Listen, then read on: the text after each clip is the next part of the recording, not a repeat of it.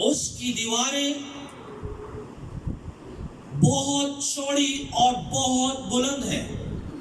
وہ جو شہر ہے وہ والڈ سٹی ہے. کون سا سٹی ہے؟ والڈ. ورلڈ نہیں کہہ رہا، وال سے، وال دیوار کو کہتے ہیں، اور والڈ کہتے ہیں دیوار جس کی چگٹ کیا ہوئی ہو، دیوار بنی ہو. والڈ سٹی تھا اور اس میں بڑے بڑے گیٹ لگے ہوئے تھے.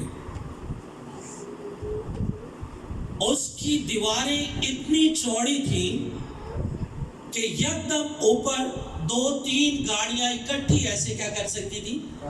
چل سکتی تھی. اور اس کی ایک دیوار کے اندر مکان بھی تھے. دیواروں کے اندر کیا تھے؟ مکان بھی تھے. اور ایک مکان میں راہب فاشا رہتی تھی، جو ایک غیر مذہب اور بت پرست خاتون تھی، جس کا کوئی مذہب نہیں تھا. وہ خدا کو نہیں جانتی تھی. لیکن جب موسیٰ نے یریحو کے اندر جاسوس بھیجے، کیا بھیجے؟ بڑے بڑے بہت عقل مند طاقتور جو جرنیل بھی تھے ان میں سے، جس میں ایک جوشوا بھی تھا اور ایک کالب بھی تھا. کون؟ جوشوا اور کالب. کاف سے کالب، کاف دونوں کو آنا. اب جب یہ سپاہی کہتے ہیں جاسوس کو، کس کو کہتے ہیں؟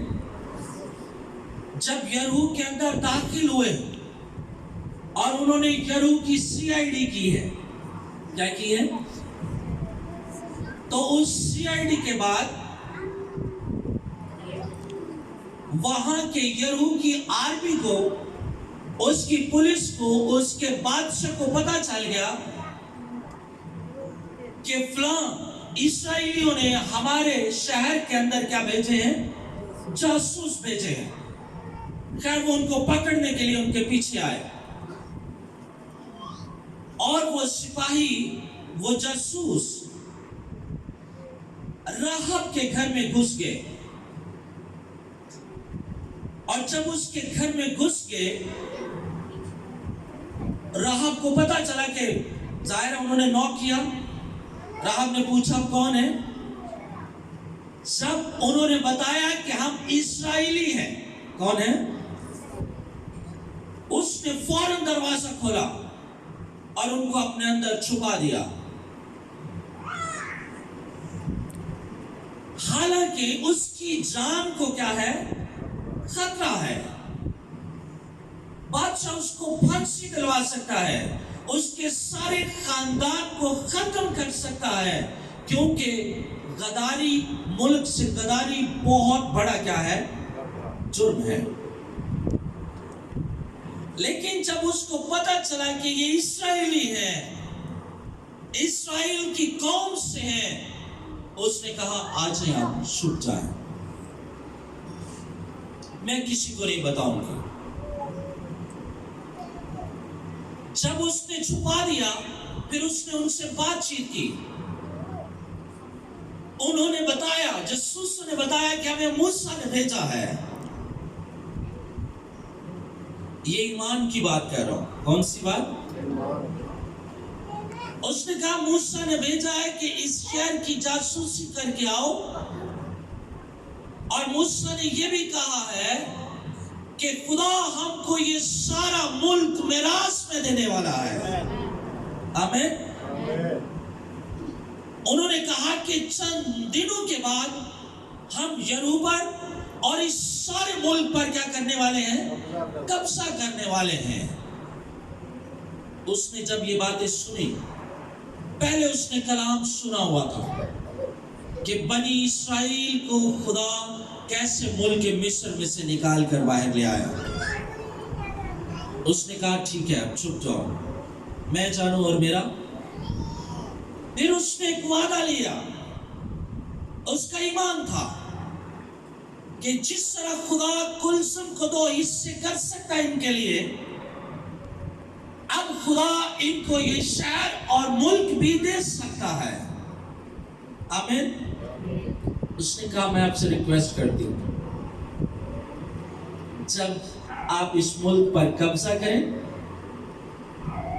तो मुझे और मेरे खानदान को ना मारना, उनको खत्म ना करना। उन्होंने कहा ठीक है।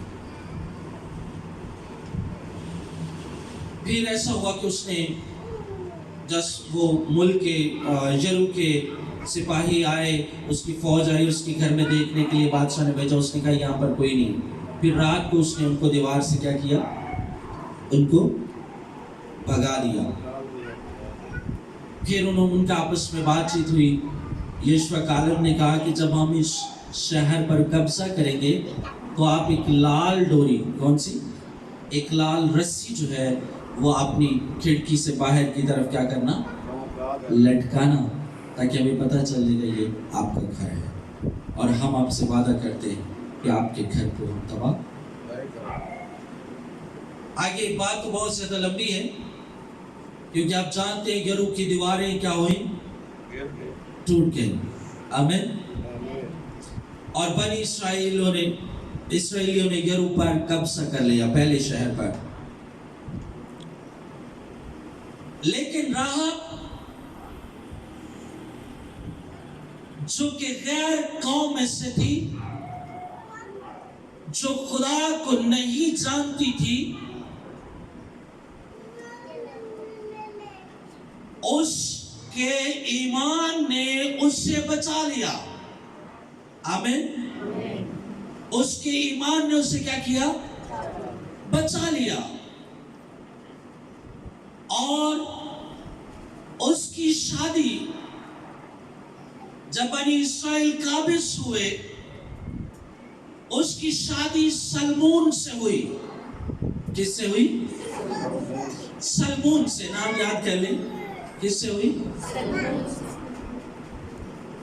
आदम से लेकर, अगर हम जेनेalogy देखें, जेनेalogy आदम से सेत, वैसे तो आदम के बहुत सारे बेटे बेटियां थे, लेकिन आदम से लेकर यीशु मसीह तक, आदम से लेकर एक लड़ी चलती है खानदान की। क्या चलती है? एक लड़ी चलती। उस लड़ी में सलमून आता है। कौन? और सलमून की शादी किससे हो रही है? राहब कौन है? फर्शा है, प्रोस्टिट्यूट है, अपना गैर अक़वाम से है। लेकिन उसके ईमान ने उसको खुदा की बेहतरीन कौम में क्या कर दिया? शामिल कर दिया। आमीन। उसकी शादी सलमून से हुई और सलमून से बोइस पैदा हुआ। कौन? और बोइस की शादी रूथ से हुई और बोइस से ओबेद पैदा हुआ और ओबेद से यस्सी पैदा हुआ और यस्सी से एक असीम बादशाह दाऊद पैदा हुआ। आमीन कहें। और दाऊद की नस्ल से खुदावंद यीशु मसीह पैदा हुए। हालेलुया कहें। मेरे अजीजों, आपका थोड़ा सा ईमान, अगर आप ईमान पर कर बंद रहेंगे, वो आपको एक बड़ी बरकत के धारे में लेके जा सकता है। आमीन। लेकिन ईमान पर खड़े रहना जरूर है। आमीन। इंग्लिश में एक मुहावरा कहते हैं, अ रोलिंग स्टोन। क्या? अ रोलिंग स्टोन। रोलिंग किसको कहते हैं? स्टोन किसको कहते हैं? पत्थर को। जो पत्थर कभी इधर कभी उधर कभी उधर कभी उधर, वो आहिस्ता आहिस्ता कम होता जाता है। क्या होता जाता है? और एक वक्त आता है वो खत्म हो जाता है। इसको कहते हैं रोलिंग स्टोन। इंग्लिश में आगे है गैदर्स नो मास। मास, ये मास है, कैमियत इसको कहते हैं, वजन को कहते हैं। उर्दू में मुहावरा जरा अच्छा नहीं है। उर्दू में कहते हैं धोबी का कुत्ता, ना घर का ना घाट का, ना उधर से कुछ मिलता है ना कुछ। ये जरा थोड़ा अच्छा नहीं, लेकिन इंग्लिश में अच्छा खूबसूरत दिया गया। यानी जो शख्स ईमान पर खड़ा नहीं रहता, उसके पास जो होता है वो भी क्या होता है? वो खत्म हो जाता है। लेकिन जो शख्स ईमान पर खड़ा रहता है, वो हर एक चीज जमीन पर खुदा से हासिल कर सकता है। आमीन कहें। यानी नामुमकिनात आपकी मुमकिनात में तब्दील हो सकती हैं। बनी इस्राएल ईमान पर खड़े रहे तो यरू की बड़ी बड़ी दीवारें गिर गई। आमीन। जो यरू का बादशाह सोचता था कि ये दीवारें कभी नहीं गिर सकती, आज तक वो तबाहाल है। वहां पर आज भी आप जाके उनकी चौड़ाई माप सकते हैं और उन गिरी हुई दीवारों को देख सकते हैं। आमीन। ईमान के वसीला से अब्राहम और सारा ने इसहाक को हासिल किया। ईमान के वसीला से हनूक जिंदा जमीन से क्या हुआ? आसमान पर उठाया गया। ईमान से हन्ना औलाद से क्या हुई? बाबरकत हुई। आमीन।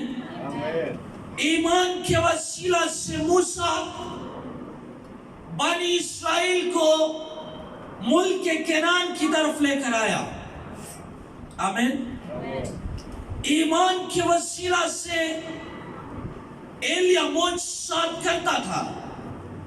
ईमान के वसीला से अलीशा मोजज़ात करता था। ईमान के वसीला से दानियल शेरों की मान से वापस आया।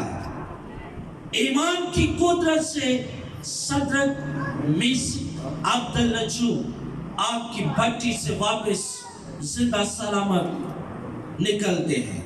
आमीन। ईमान के वसीला से अलिशबा और ज़करिया नहायत ज़ईफ उम्र में बेटा हासिल करते जिसका नाम यूहन्ना इस्तबागी। आमीन।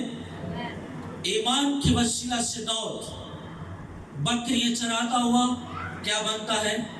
बादशाह बनता है। आमीन। ईमान की बड़ी कुदरत है। ईमान के वसीला से नूह कश्ती बनाता है और कई साल, 1 2 4 साल नहीं, कई साल, कई डिकेड्स उसको कश्ती बनाते लग जाते, लेकिन लोग टस से मस नहीं होते। वो मनादी करता जा रहा। हालांकि